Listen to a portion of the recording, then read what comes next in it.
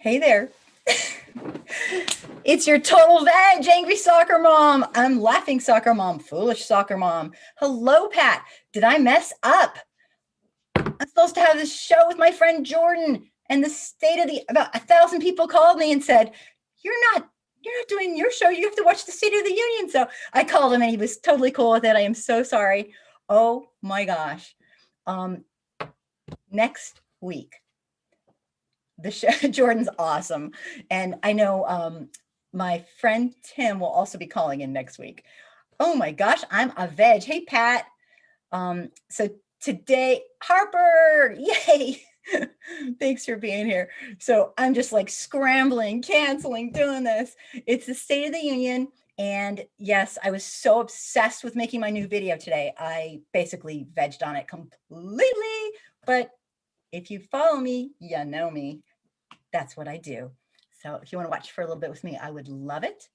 And Jordan and Tim will be on next week. And next week's topic, we're going to talk about racism at work. And pretty much everyone I know who's Black or brown or indigenous has a story. And it's not a good one. But they want to share their stories. Well, I know Jordan really wants to share his story. And Tim's already shared stories. So thanks for being here. How are you guys? I hope you're good. Hopefully it will start. Well, let me see. Let's see if it started.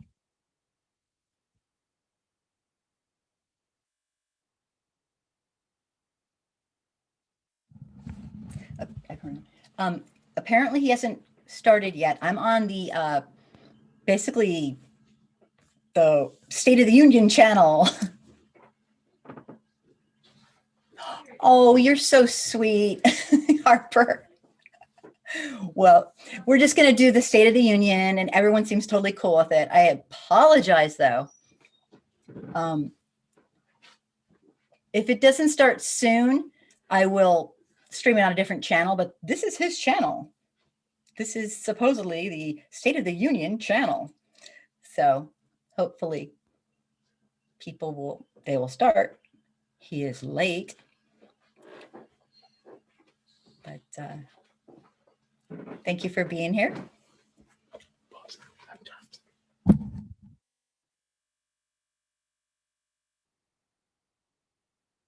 We can switch if it doesn't come on.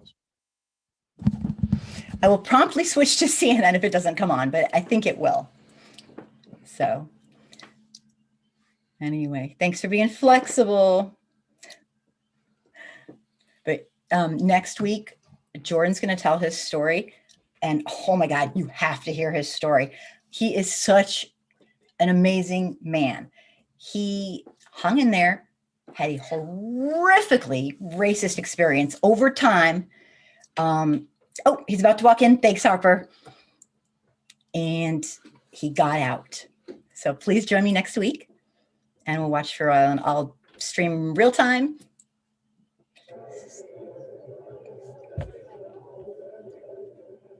They're still walking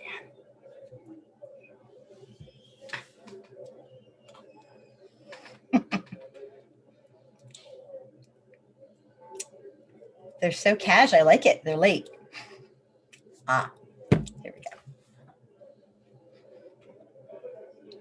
You're right above me.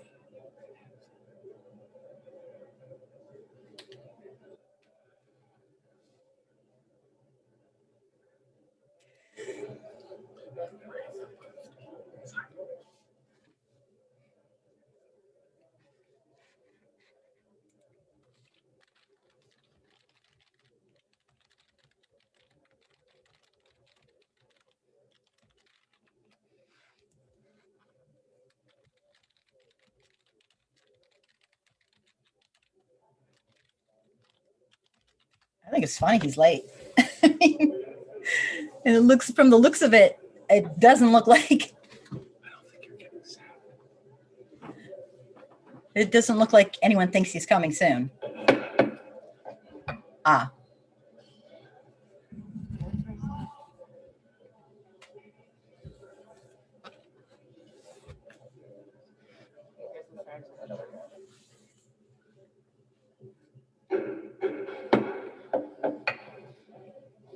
Nobody does this when I walk in. Jeez. Madam Speaker, the President of the United States.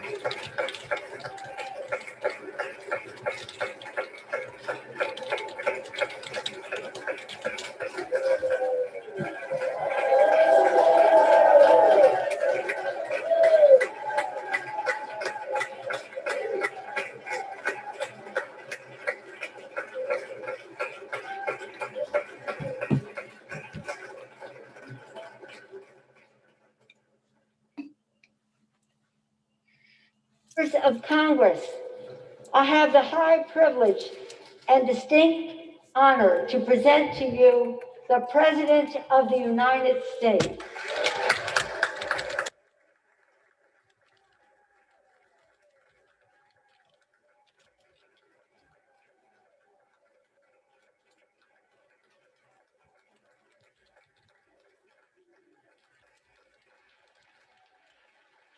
Thank you, thank you, thank you. Good to be back.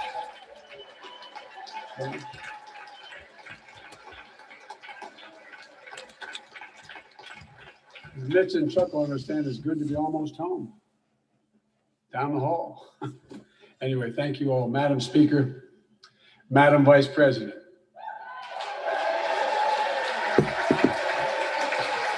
No president has ever said those words from this podium. No president has ever said those words. And it's about time.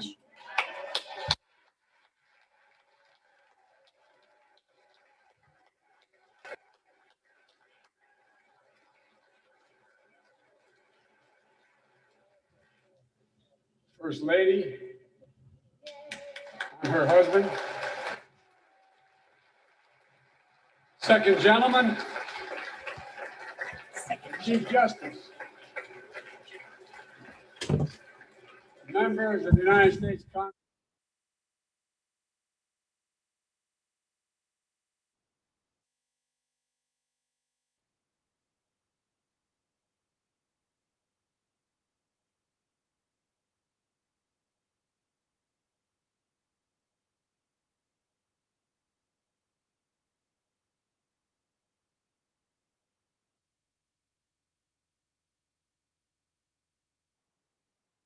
Celebrate peace, to announce new plans and possibilities. Tonight, I come to talk about crisis and opportunity, about rebuilding the nation, revitalizing our democracy, and winning the future for America. I stand here tonight, one day shy of the 100th day of my administration.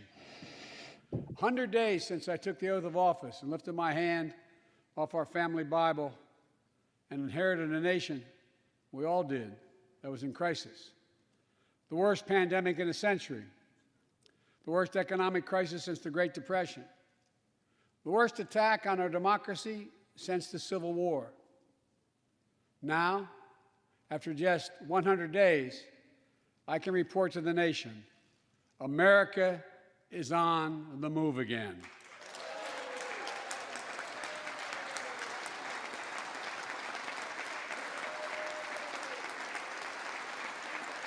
Turning peril into possibility, crisis to opportunity, setbacks into strength.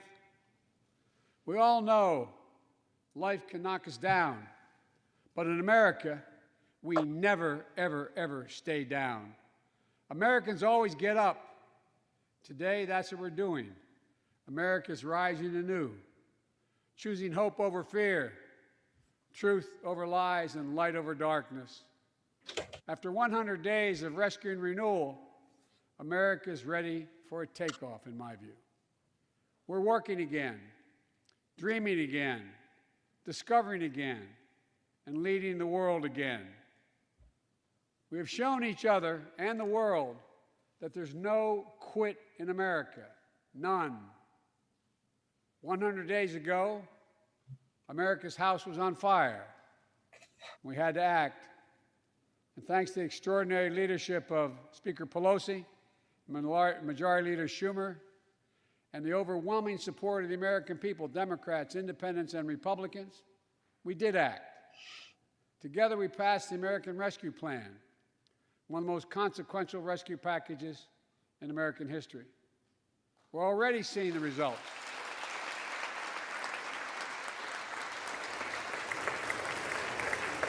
We're already seeing the results.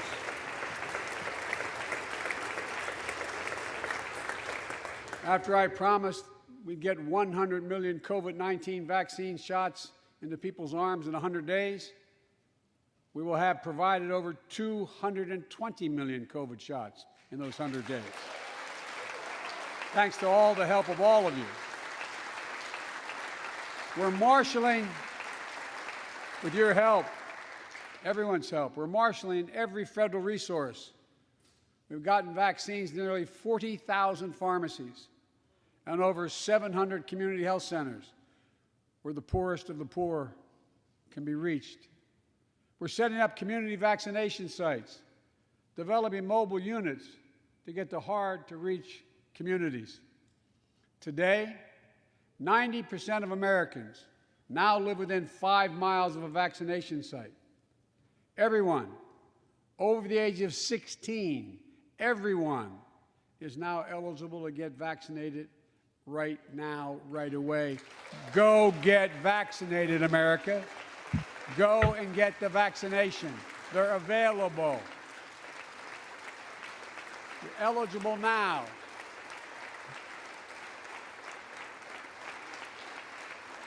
When I was sworn in on January 20th, less than 1% of the seniors in America were fully vaccinated against COVID-19. 100 days later, 70% of seniors in America over 65 are protected, fully protected. Senior deaths from COVID-19 are down 80% since January, down 80% because of all of you. And more than half of all the adults in America have gotten at least one shot. A mass vaccination center in Glendale, Arizona, I asked the nurse, I said, "What's it like?" She looked at me and she said, "It's like every shot is giving a dose of hope," was her phrase, a dose of hope. A dose of hope for an educator in Florida who has a child suffering from an autoimmune disease. Wrote to me, said she's worried, and she was worried about bringing the virus home. She said she then got vaccinated at a large site in her car. She said she sat in her car when she got vaccinated and just cried. Cried out of joy and cried out of relief. Parents, seeing the smiles on their kids' faces for those who are able to go back to school because the teachers and school bus drivers and cafeteria workers have been vaccinated. Grandparents, hugging their children and grandchildren instead of pressing hands against the window to say goodbye. It means everything. Those things mean everything. You know, there's still, you all know it, you know it better than any group of Americans, there's still more work to do to beat this virus. We can't let our guard down. But tonight, I can say, because of you, the American people, our progress these past 100 days against one of the worst pandemics in history has been one of the greatest logistical achievements this country's ever seen. What else have we done in those first 100 days? We kept our commitment Democrats and Republicans, of sending $1,400 rescue checks to 85% of American households. We've already sent more than 160 million checks out the door. It's making a difference. You all know it when you go home. For many people, it's making all the difference in the world. A single mom in Texas who wrote me, she said she couldn't work, but she said the relief check put food on the table and saved her and her son from eviction from their apartment. A grandmother in Virginia who told me she immediately took her granddaughter to the eye doctor, something she said she put off for months because she didn't have the money. One of the defining images, at least from my perspective in this crisis, has been cars lined up for miles. And not people just barely able to start those cars, nice cars, lined up for miles, waiting for a box of food to be put in their trunk.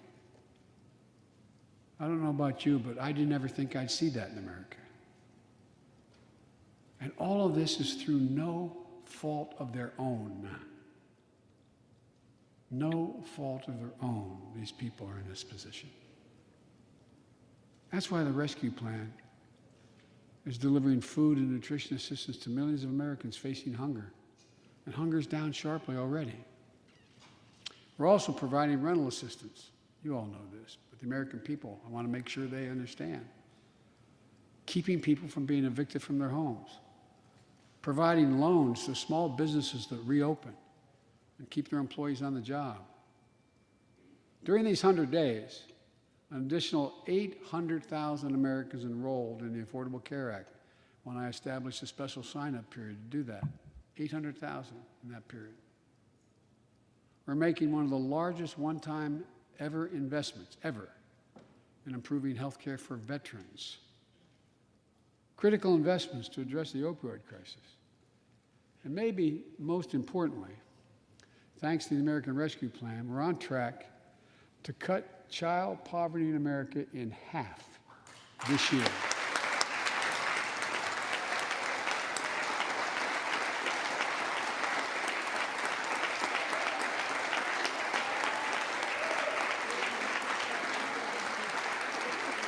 And in the process,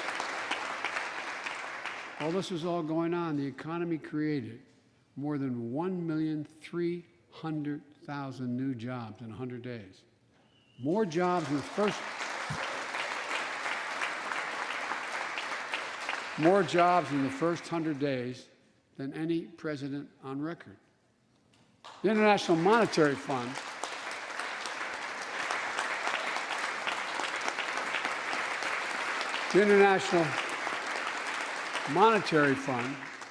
is now estimating our economy will grow at a rate of more than 6% this year.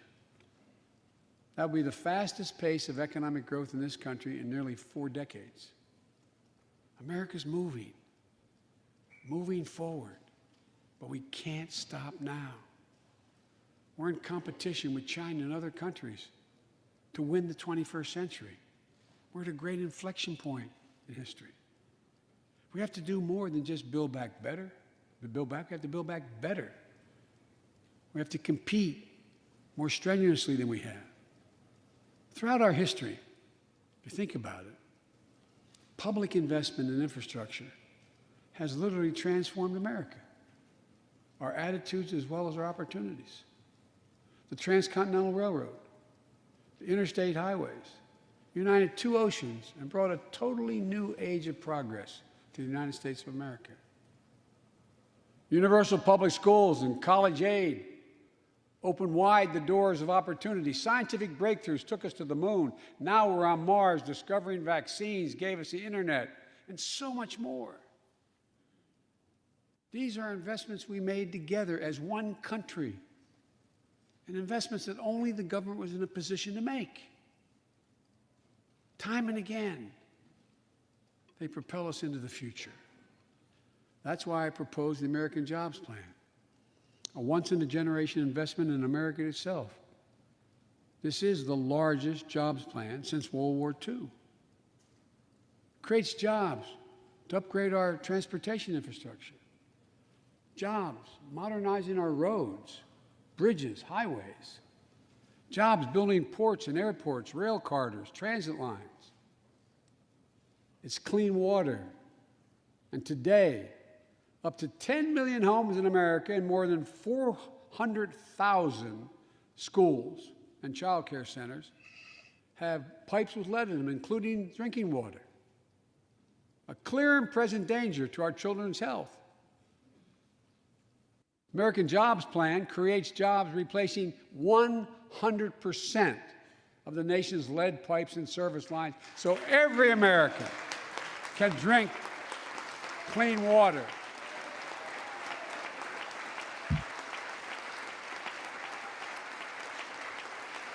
And in the process, it will create thousands and thousands of good-paying jobs. It creates jobs connecting every American with high-speed internet, including 35% of the rural America that still doesn't have it. It's going to help our kids and our businesses succeed in the 21st century economy. And I'm asking the Vice President to lead this effort, if she would, because I know it'll get done. Creates jobs building a modern power grid. Our grids are vulnerable to storms, hacks, catastrophic failures with tragic results, as we saw in Texas and elsewhere during the winter storms. The American Jobs Plan will create jobs that lay thousands of miles of transmission lines needed to build a resilient and fully clean grid. We can do that. Look, the American Jobs Plan will help millions of people get back to their jobs and back to their careers. 2 million women have dropped out of the workforce during this pandemic. 2 million. And too often because they couldn't get the care they needed to care for their child or care for an elderly parent who needs help. 800,000 families are on the Medicare waiting list right now to get home care for their aging parent or loved one with disability. If you think it's not important, check out in your own district, Democrat or Republican, Democrat or Republican voters. Their great concern, almost as much as their children, is taking care of an elderly loved one who can't be left alone. Medicaid contemplated it, but this plan is going to help those families and create jobs for our caregivers with better wages and better benefits, continuing a cycle of growth. For too long, we've failed to use the most important word when it comes to meeting the climate crisis: jobs. Jobs. Jobs.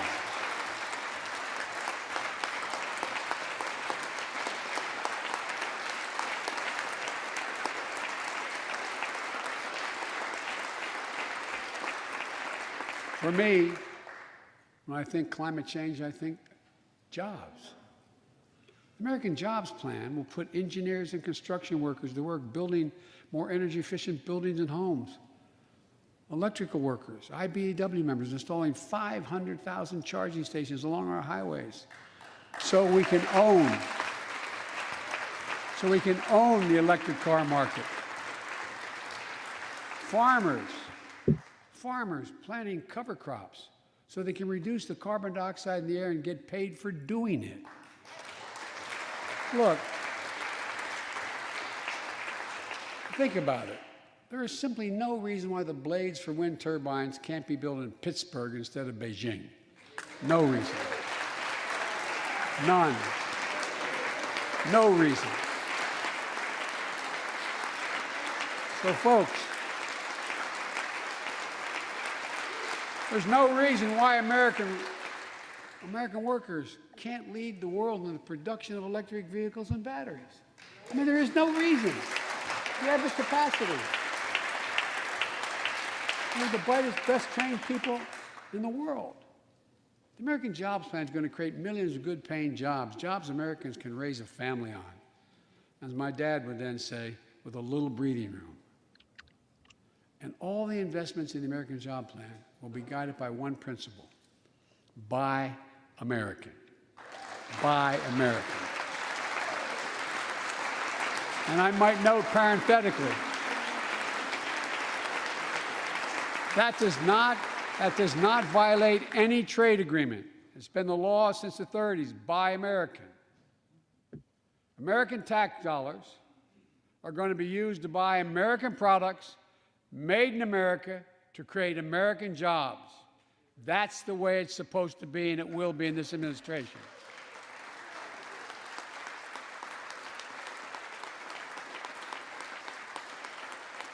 And I made it clear to all my cabinet people, their ability to give exemptions has been strenuously limited. It will be American products.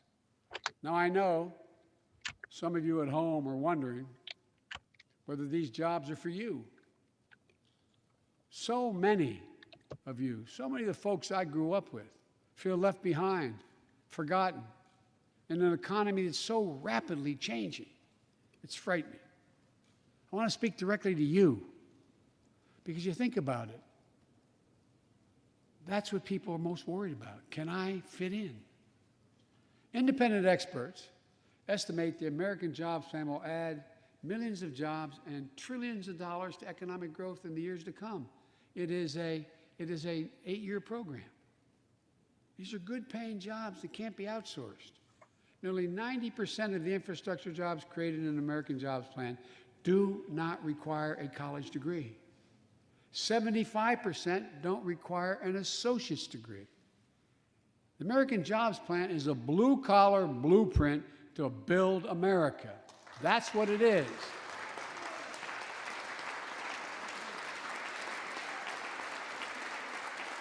And it recognizes something I've always said in this chamber and the other. Good guys and women on Wall Street, but Wall Street didn't build this country. The middle class built the country, and unions built the middle class. So that's why I'm calling on Congress to pass Protect the Right to Organize Act, the PRO Act, and send it to my desk so we can support the right to unionize. And by the way, while you're thinking about sending things to my desk, let's raise the minimum wage to $15. No one working 40 hours a week, should live below the poverty line. We need to ensure greater equity and opportunity for women. And while we're doing this, let's get the Paycheck Fairness Act to my desk as well, equal pay. It's been much too long. And if you wonder whether it's too long, look behind me. And finally, the American Jobs Plan will be the biggest increase in non-defense research and development on record. We'll see more technological change, and some of you know more about this than I do. We'll see more technological change in the next 10 years than we saw in the last 50. That's how rapidly artificial intelligence and so much more is changing. And we're falling behind the competition with the rest of the world. Decades ago, we used to invest 2% of our gross domestic product in America, 2% of our gross domestic product in research and development. Today, Mr. Secretary, that's less than 1%. China and other countries are closing in fast. We have to develop and dominate the products and technologies of the future. Advanced batteries, biotechnology, computer chips, clean energy. The Secretary of Defense can tell you, and those of you who work in national security issues know, the Defense Department has an agency called DARPA, the Defense Advanced Research Project Agency. that people who set up before I came here, and that's been a long time ago, to develop breakthroughs that enhance our national security. That's their only job. And it's a semi-separate agency. It's under the Defense Department. It's led to everything from the discovery of the internet to GPS and so much more that's enhanced our security. The National Institute of Health, the NIH, I believe, should create a similar advanced research projects agency for health. And here's what it would do. It would have a singular purpose: to develop breakthroughs to prevent, detect, and treat diseases like Alzheimer's, diabetes, and cancer. I'll still never forget when we passed the cancer proposal in the last year I was vice president. Almost $9 million going to NIH. And if you excuse the point of personal privilege, I'll never forget you standing, Mitch, and saying, "Name it after my deceased son." It meant a lot. But so many of us have deceased sons, daughters, and relatives who died of cancer. I can think of no more worthy investment.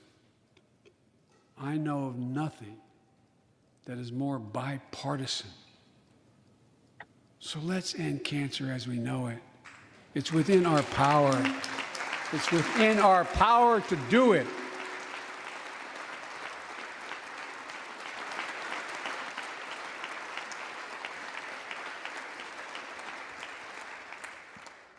Investments in jobs and infrastructure like the ones we're talking about have often had bipartisan support in the past. Vice President Harris and I met regularly in the Oval Office with Democrats and Republicans and discussed the jobs plan. And I applaud a group of Republican senators who just put forward their own proposal. So let's get to work. I wanted to lay out before the Congress my plan before we got into the deep discussions. I'd like to meet with those who have ideas that are different, they think are better. I welcome those ideas. But the rest of the world is not waiting for us. I just want to be clear. From my perspective, doing nothing is not an option.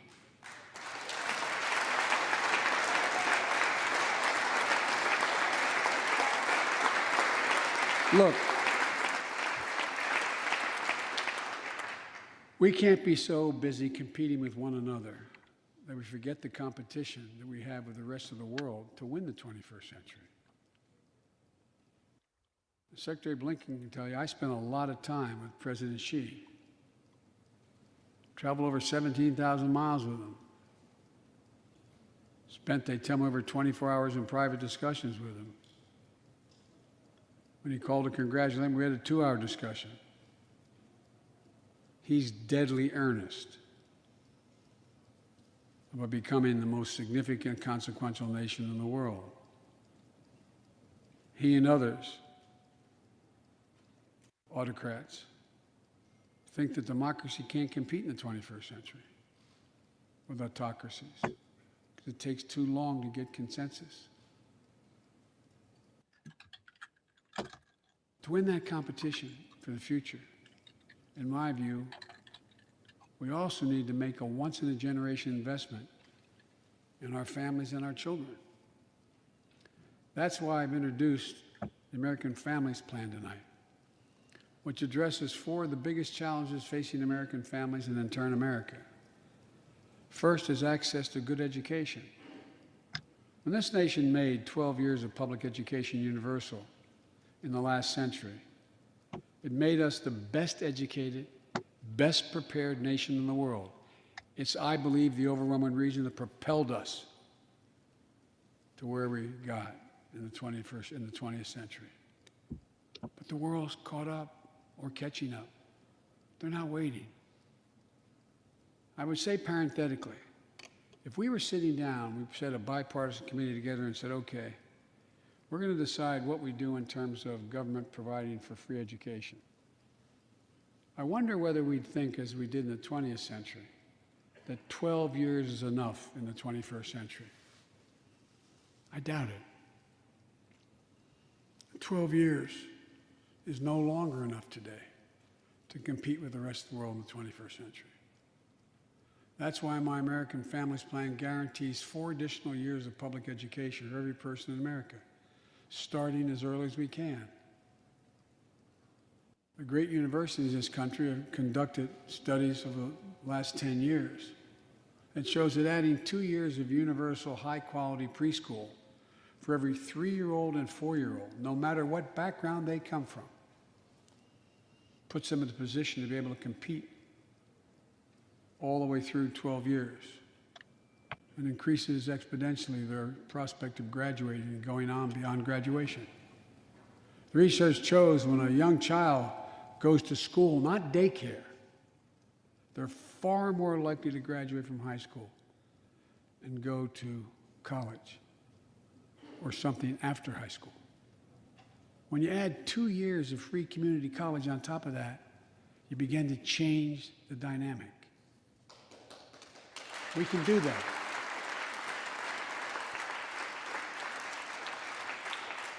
And we'll increase Pell Grants and invest in historical black colleges and universities, tribal colleges, minority-serving institutions.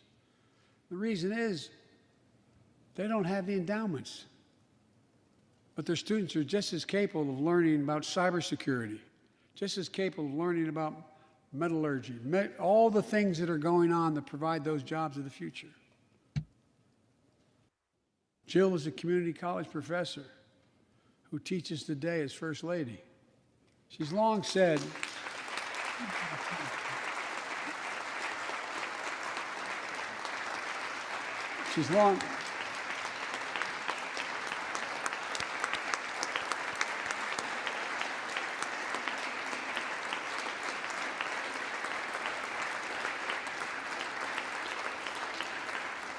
if I've heard it once, I've heard it 1,000 times. Joe, any country that out-educates us is going to out-compete us. She'll be deeply involved in leading this effort. Thank you, Jill. Second thing we need, American Families Plan will provide access to quality, affordable child care. We guarantee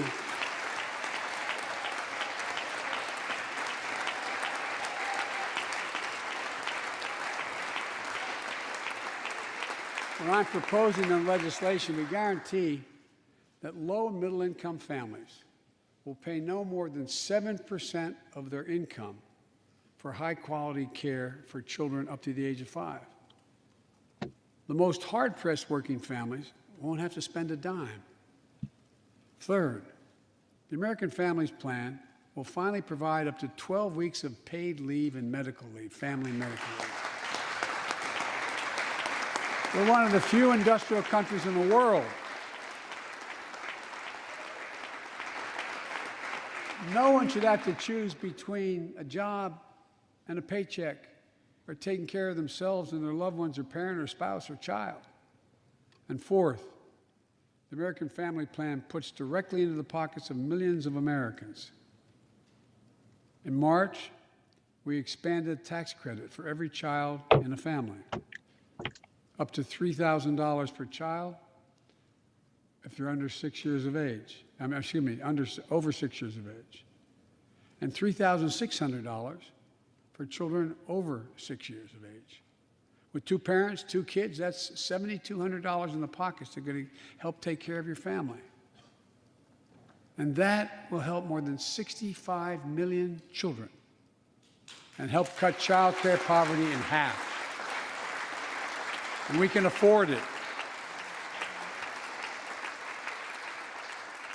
So we did that in the last piece of legislation we passed. But let's extend that child care tax credit at least through the end of 2025.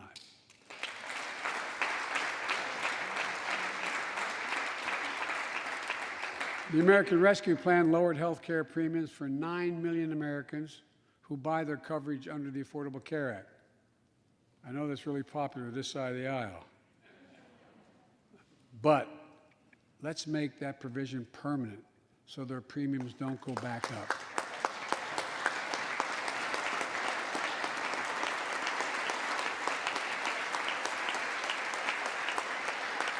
In addition to my family's plan, I'm going to work with Congress to address this year other critical priorities for American families. The Affordable Care Act has been a lifeline for millions of Americans, protecting people with pre-existing conditions, protecting women's health, and the pandemic has demonstrated how badly it's needed.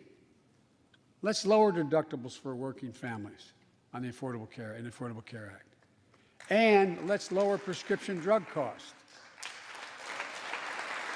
We know how to do this.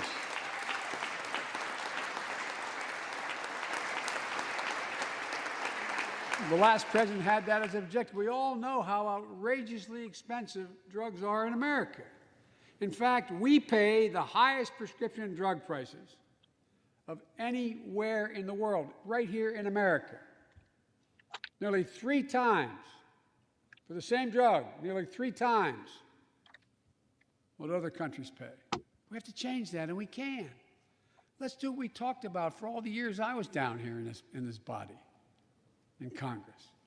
Let's give Medicare the power to save hundreds of billions of dollars by negotiating lower drug prescription prices.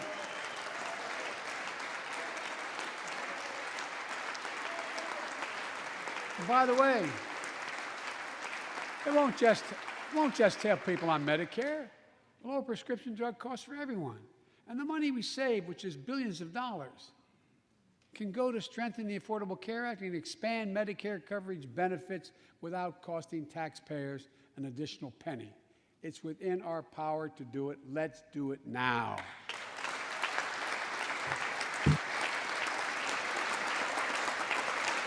We've talked about it long enough, Democrats and Republicans. Let's get it done this year. This is all about a simple premise. Health care should be a right, not a privilege in America.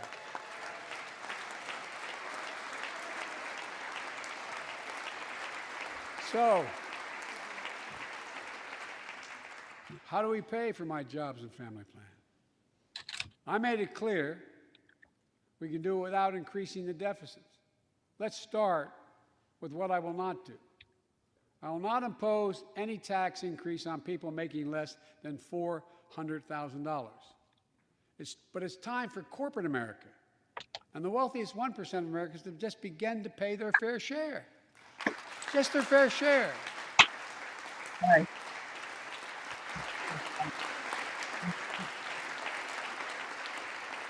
Sometimes I have arguments with my friends in the Democratic Party.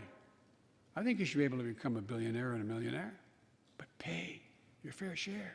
A recent study shows that 55 of the nation's biggest corporations paid 0 federal tax last year. Those 55 corporations made in excess of $40 billion in profit. A lot of companies also evade taxes through tax havens in Switzerland and Bermuda and the Cayman Islands. And they benefit from tax loopholes and deductions for offshoring jobs and shifting profits overseas. It's not right. We're going to reform corporate taxes so they pay their fair share and help pay for the public investments their businesses will benefit from as well.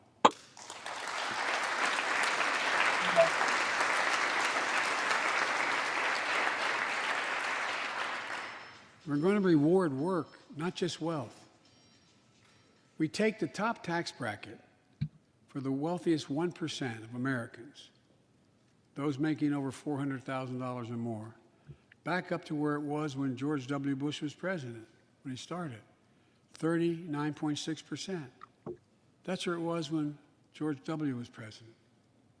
We're going to get rid of the loopholes, allow Americans to make more than $1 million a year and pay a lower tax rate on their capital gains than Americans who receive a paycheck.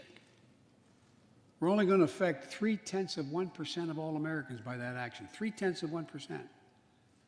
And the IRS is going to crack down on millionaires and billionaires who cheat on their taxes.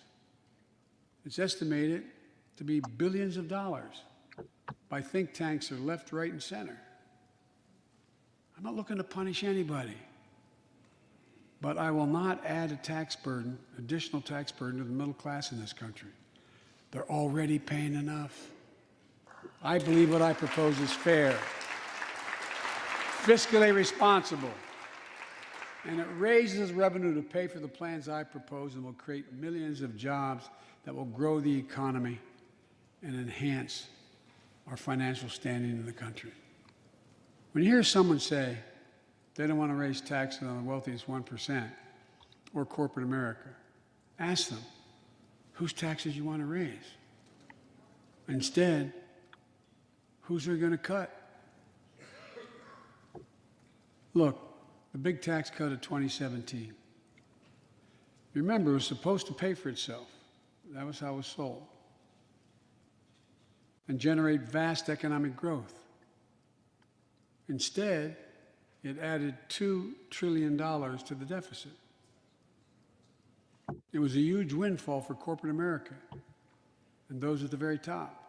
Instead of using the tax saving to raise wages and invest in research and development, it poured billions of dollars into the pockets of CEOs. In fact, the pay gap between CEOs and their workers is now among the largest in history. According to one study, CEOs make 320 times what the average worker in their corporation makes. It used to be below 100. The pandemic has only made things worse. 20 million Americans lost their job in the pandemic, working and middle-class Americans. At the same time, roughly 650 billionaires in America saw their net worth increase by more than $1 trillion in the same exact period. Let me say it again. 650 people increased their wealth by more than $1 trillion during this pandemic. And they're now worth more than $4 trillion. My fellow Americans, trickle down. Trickle down economics has never worked. And it's time to grow the economy from the bottom and the middle out.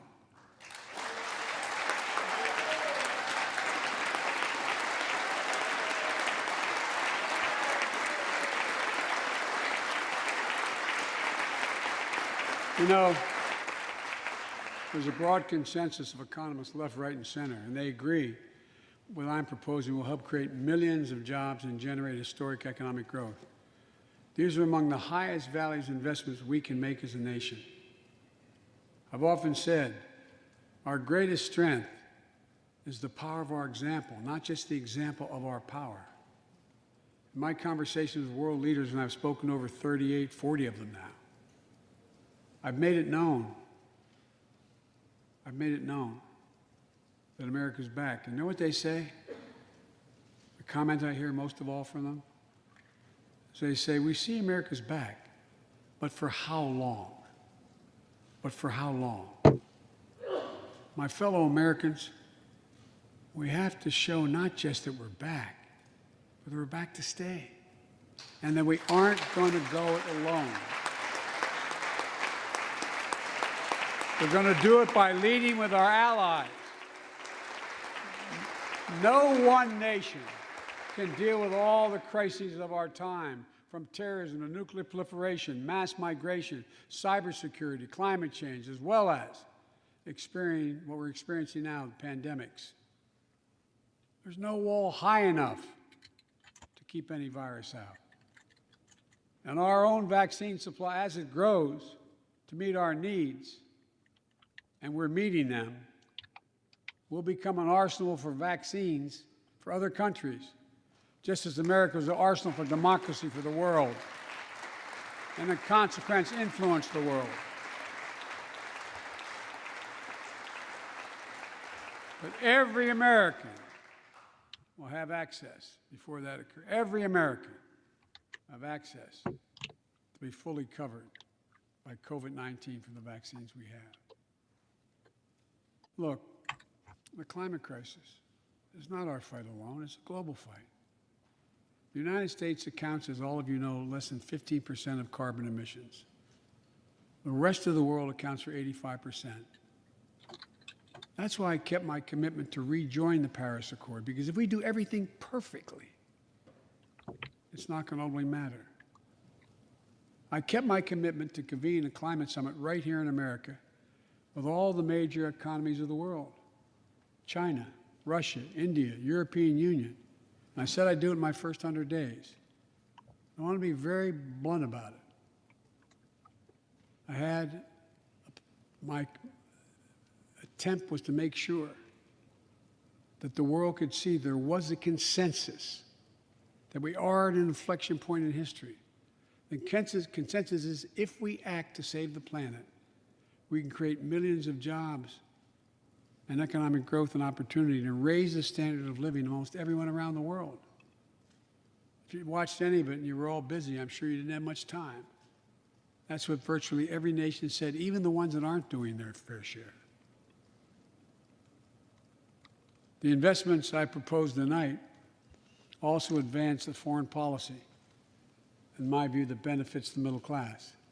That means making sure every nation plays by the same rules in the global economy, including China. In my discussion with President Xi, I told him, we welcome the competition. We're not looking for conflict.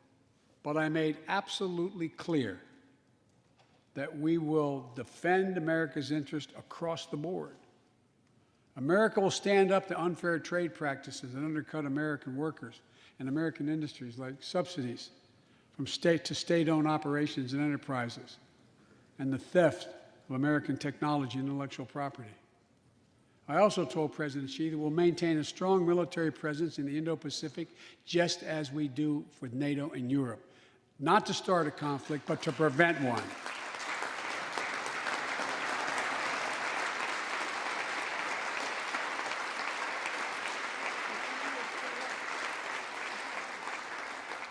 I told them what I've said to many world leaders, that America will not back away from our commitments, our commitment to human rights and fundamental freedoms, and to our alliances. And I pointed out to him, no responsible American president could remain silent when basic human rights are being so blatantly violated. An American president has to represent the essence of what our country stands for. America is an idea, the most unique idea in history. We are created, all of us, equal. It's who we are. And we cannot walk away from that principle and, in fact, say we're dealing with the American idea. With regard to Russia, I know it concerns some of you, but I made very clear to Putin that we're not going to seek escalation, but their actions will have consequences. They turn out to be true, and they turned out to be true. So I responded directly and proportionately to Russia's interference in our elections and the cyber attacks on our government and our business. They did both of these things, and I told them we would respond, and we have. But we can also cooperate when it's our mutual interest. We did it when we extended the New START Treaty on nuclear arms, and we're working to do it on climate change. But he understands we will respond. On Iran and North Korea, nuclear programs that present serious threats to American security and the security of the world. We're going to be working closely with our allies to address the threats posed by both of these countries through diplomacy as well as stern deterrence. And American leadership means ending the forever war in Afghanistan. We have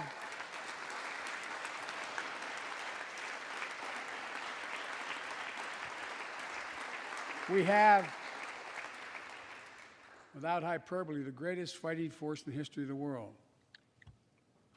I'm the first president in 40 years who knows what it means to have a son serving in a war zone. Today, we have service members serving in the same war zone as their parents did. We have service members in Afghanistan who are not yet born on 9/11. The war in Afghanistan, as we remember the debates here, were never meant to be multi-generational undertakings of nation building.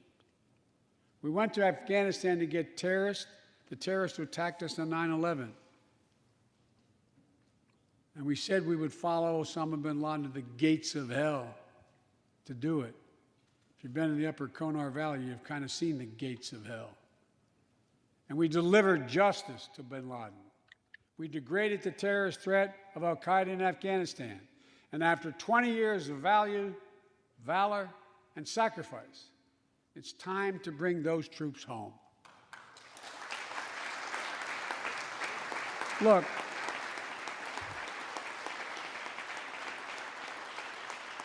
even as we do, we'll maintain over-the-horizon capacity to suppress future threats to the homeland. And make no mistake, in 20 years, terrorism has metastasized. The threat has evolved way beyond Afghanistan. Those of you in the intelligence committees, the foreign relations committee, defense committees, you know well we have to remain vigilant against the threats to the United States wherever they come from. Al-Qaeda and ISIS are in Yemen, Syria, Somalia, other places in Africa, in the Middle East, and beyond. And we won't ignore what our intelligence agencies have determined to be the most lethal terrorist threat to the homeland today. White supremacy is terrorism. We're not going to ignore that either. My fellow Americans, look, we have to come together to heal the soul of this nation. It was nearly a year ago before her father's funeral when I spoke with Gianna Floyd, George Floyd's young daughter. She's a little tyke, so I was kneeling down to talk to her so I could look her in the eye. She looked at me, she said, "My daddy changed the world." Well, after the conviction of George Floyd's murderer, we can see how right she was if we have the courage to act as a Congress. We've all seen the knee of injustice on the neck of Black Americans. Now's our opportunity to make some real progress. The vast majority of men and women wearing a uniform and a badge serve our communities, and they serve them honorably. I know them. I know they want.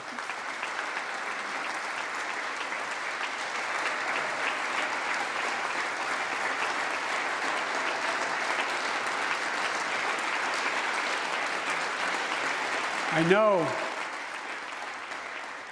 they want to help meet this moment as well. My fellow Americans, we have to come together to rebuild trust between law enforcement and the people they serve, to root out systemic racism in our criminal justice system, and to enact police reform in George Floyd's name that passed the House already. I know Republicans have their own ideas and are engaged in very productive discussions with Democrats in the Senate. We need to work together to find a consensus. But let's get it done next month, by the first anniversary of George Floyd's death.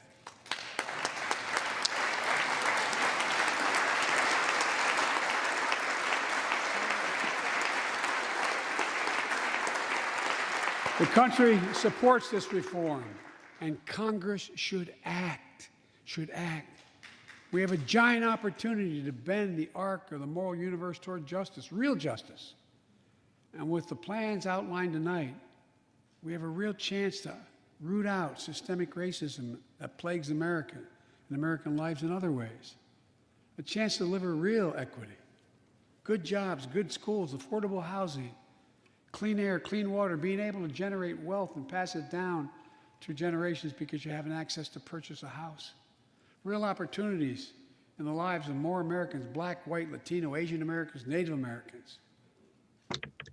Look, I also want to thank the United States Senate for voting 94-1 to pass the COVID-19 Hate Crimes Act to protect Asian American and Pacific Islanders. You acted decisively.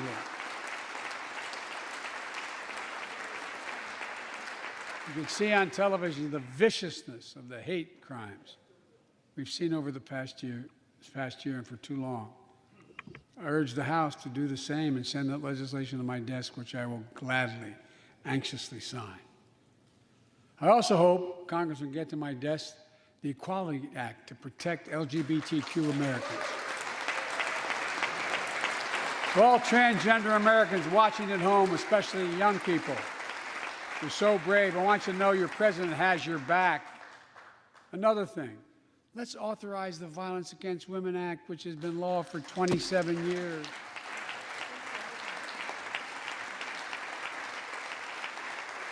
27 years ago, I wrote it. It'll close the act that has to be authorized now, will close the boyfriend loophole to keep guns out of the hands of abusers. The court order said this is an abuser. You can't own a gun. It's to close that loophole that existed. You know, it's estimated that 50 women are shot and killed by an intimate partner every month in America. 50 a month. Let's pass it and save some lives.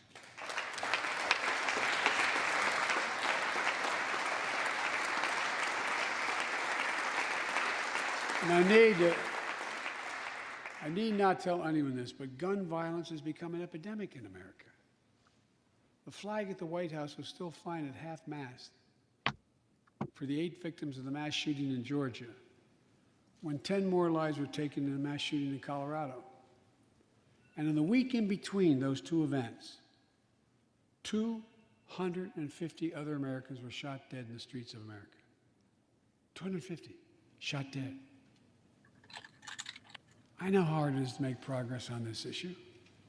In the 90s, we passed universal background checks, a ban on assault weapons and high-capacity magazines that hold 100 rounds that can be fired off in seconds.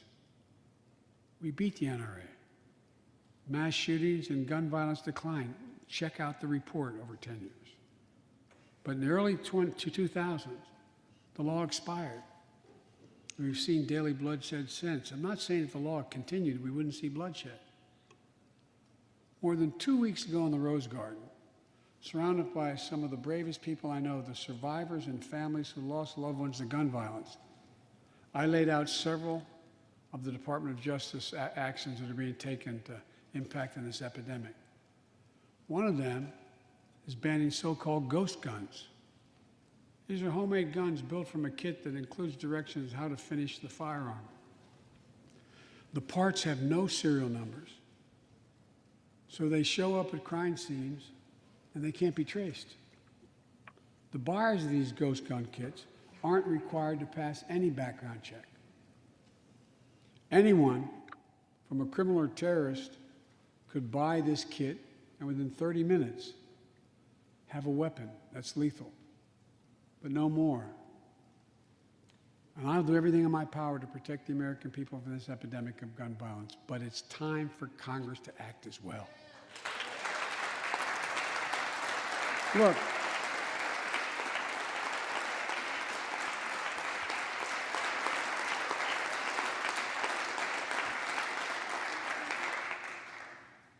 I don't want to become confrontational, but we need more Senate Republicans to join the overwhelming majority of Democratic colleagues and close the loopholes required in background check purchases of guns.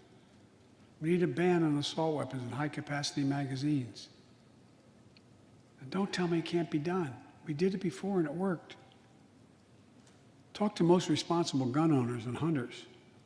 They'll tell you there's no possible justification for having 100 rounds in a weapon.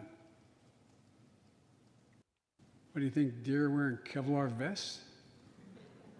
They'll tell you that there are too many people today who are able to buy a gun, but shouldn't be able to buy a gun. These kinds of reasonable reforms have overwhelming support from the American people, including many gun owners. The country supports reform, and Congress should act. This shouldn't be a red or blue issue. And no amendment to the Constitution is absolute. You can't yell fire in a crowded theater. From the very beginning, there were certain guns, weapons, that could not be owned by Americans. Certain people could not own those weapons ever. We're not changing the Constitution. We're being reasonable. I think this is not a Democrat or Republican issue. I think it's an American issue. And here's what else we can do. Immigration has always been essential to America. Let's end our exhausting war over immigration. For more than 30 years, politicians have talked about immigration reform, and we've done nothing about it. It's time to fix it. On day one of my presidency, I kept my commitment and sent a comprehensive immigration bill to the United States Congress. If you believe we need to secure the border, pass it because it has a lot of money for high-tech border security. If you believe in a pathway to citizenship, pass it. There's over 11 million undocumented folks, the vast majority of here overstaying visas. Pass it. We can actually, if you actually want to solve a problem, I've sent a bill to take a close look at it. We also have to get at the root problem of why people are fleeing, particularly to our southern border from Guatemala, Honduras, and El Salvador. The violence, the corruption, the gangs, the political instability, hunger, hurricanes, earthquakes, natural disasters. When I was president, when I was vice president, the president asked me to focus on providing help needed to address the root causes of migration. And it helped keep people in their own countries instead of being forced to leave. The plan was working, but the last administration decided it was not worth it. I'm restoring the program and asked Vice President Harris to lead our diplomatic effort to take care of this. I have absolute confidence she'll get the job done. Now look, if you don't like my plan, let's at least pass what we all agree on. Congress needs to pass legislation this year to finally secure protection for dreamers. The young people have only known America as their home. And permanent protection for immigrants who are here on temporary protective status who came from countries beset by man-made and natural-made violence and disaster, as well as a pathway to citizenship for farm workers who put food on our tables. Look, immigrants have done so much for America during this pandemic and throughout our history. The country supports immigration reform. We should act. Let's argue over it. Let's debate it, but let's act. And if we truly want to restore the soul of America, we need to protect the sacred right to vote. Most people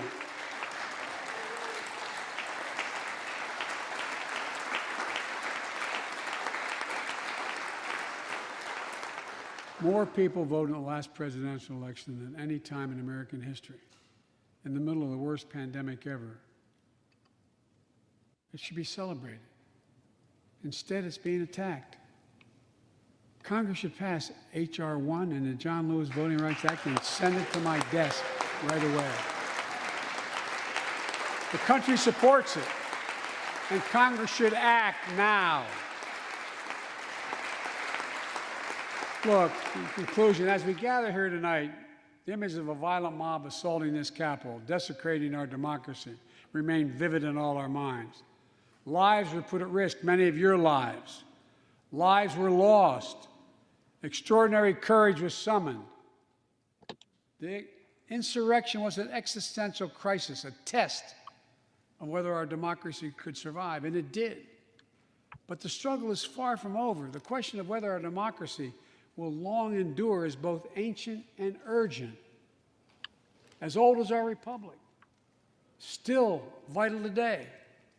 Can our democracy deliver on its promise that all of us, created equal in the image of God, had a chance to lead lives of dignity, respect, and possibility?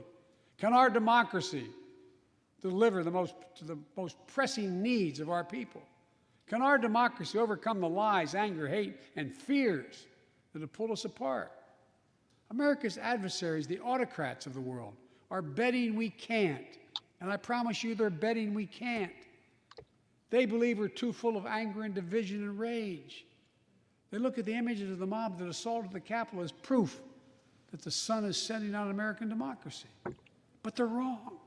You know it, I know it. But we have to prove them wrong. We have to prove democracy still works, that our government still works, and we can deliver for our people. In our first 100 days together, we've acted to restore people's faith in democracy to deliver. We're vaccinating the nation. We're creating hundreds of thousands of new jobs. We're delivering real results to people. They can see it, feel it in their own lives. Opening doors of opportunity, guaranteeing some more fairness and justice. That's the essence of America. That's democracy in action. Our Constitution opens with the words, as trite as it sounds, we the people. Well, it's time to remember that we the people are the government, you and I. Not some force in a distant capital, not some powerful force that we have no control over. It's us. It's we the people. In another era, when our democracy was tested, Franklin Roosevelt reminded us, in America, we do our part. We all do our part. That's all I'm asking, that we do our part, all of us. That if we do that, we will meet the center challenge of the age by proving that democracy is durable and strong. Autocrats will not win the future. We will. America will. And the future belongs to America. As I stand here tonight before you in a new and vital hour of life and democracy of our nation, and I can say with absolute confidence, I have never been more confident or optimistic about America. Not because I'm president, because of what's happening with the American people. We've stared into the abyss of insurrection and autocracy, pandemic and pain, and we, the people, did not flinch. At the very moment our adversaries were certain we'd pull apart and fail, we came together, we united. With light and hope, we summoned a new strength, new resolve to position us to win the competition of the 21st century. On our way to a union more perfect, more prosperous, and more just, as one people, one nation, and one America. Folks, as I told every world leader I've ever met with over the years, it's never, ever, ever been a good bet to bet against America, and it still isn't. We're the United States of America.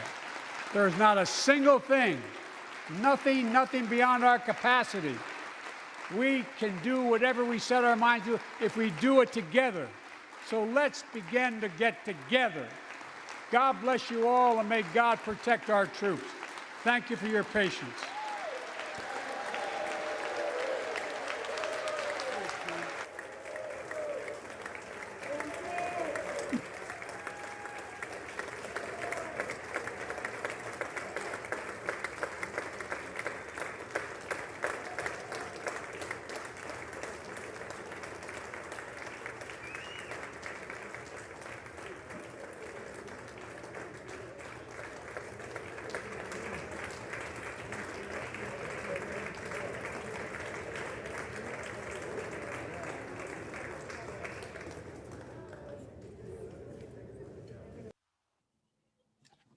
Hey, everybody. Thank you thank you so much for watching with me.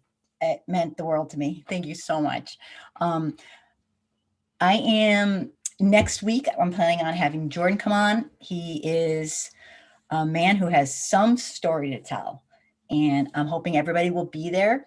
He has a story to tell about how he overcame a horrific situation where he had a job that they were treating him like crap and being actually illegal. But it was awful, and he got out and he handled himself just like the most upstanding person. I mean, I don't know how he did it, but he's going to tell a story, and I'm hoping my friend Tim will come on, at least call in and tell his story about, T, thank you so much. And carried back, oh my God, we were talking at the beginning. It's incredible seeing two women back there. It's kind of, I don't know what even to say, but please join me next Wednesday. Come hell or high water, I am having Jordan on. He's keep having to put him off. We had the Chauvin trial results and this and that and the other. I love T, I love having you watch with me. Thank you so much to everybody. I put out a new video today. It's a little bizarre. It's about why white folks should not say over and over again, I'm not racist. And I hope the spirit of the video comes through. And if you like it, please share it. I really count on everybody to help me share my videos and get this channel going, because it's not easy, but I can do anything with everyone's help. I appreciate you so much. So consider coming next week. If you have a story to tell about what happened to you, and you don't have to use the names, and you do not have to use your name. Obviously, you don't have to use the names of the company, about racism that you endured at work. That's what next week is going to be about. All about people sharing their stories of what they did, how they handled it, what happened. And remember, the days of burning crosses and all that are, for the most part, over. It doesn't mean that systemic racism is any better. It just means we've learned how to covertly make it happen. And the stats show it all. So on that note, thank you so much for watching.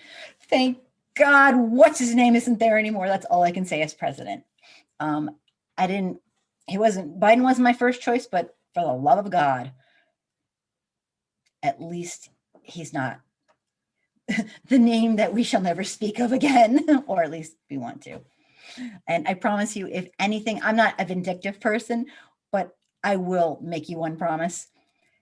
If that man goes to jail or is held on charges of any sort, I will immediately be streaming, because he has done horrific damage to our nation and to individuals and people, my fellow humans. And he's gotten away literally with murder. And so that's the only reason I'll be stopping any shows from going on, if I find out that he's actually I didn't care what happened to him, but I've kind of since changed, because I've seen, just the more I see, the more I realize he's never going to stop. So that's when I'll be still jump on. It'll be like 3 a.m. in the middle of the night. I don't care.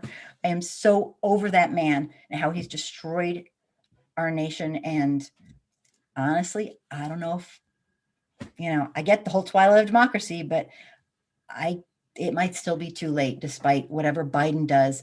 Our GOP, they're off the freaking rockers. So enough said. Thanks for watching tonight. And don't be a stranger. And I will see you hopefully next Wednesday we're talking all about racism at work. And people have serious stories to tell. So thanks for watching. Good night. And if you feel like I do, that it's way past time for white Americans to learn our real racial history and take racial responsibility. Common sense. And please consider subscribing and sharing. It's been a crazy everything. Hang in there, you guys. All right. Don't be a stranger. Please write to me on my Facebook page called Angry Soccer Mom. You can personal message me, and I would love it. All right. Good night, everybody. Thanks again for watching with me. That was awesome. You seriously made my night.